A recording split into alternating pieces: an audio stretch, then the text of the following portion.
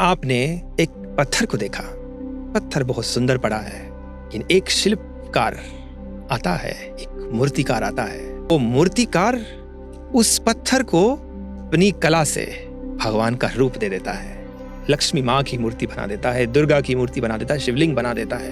उस बना देने के बाद उसी के आगे झोली फैलाता है। आप अपनी कला से उसको बनाते हैं, उसी के आगे झुकते हैं। क्यों?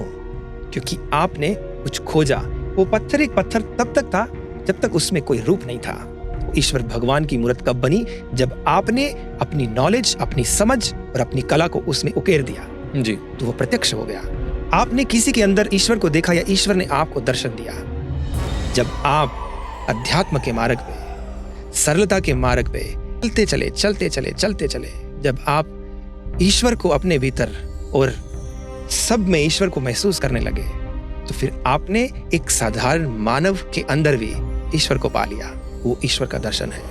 ईश्वर का दर्शन आपकी एक वो समझ है, आपके जीवन की एक वो स्थिति है जहां तक पहुंचने के लिए आपको वैसा ही प्रैक्टिस करनी है जैसा एक साइंटिस्ट और इंजीनियर बनने के लिए करनी है।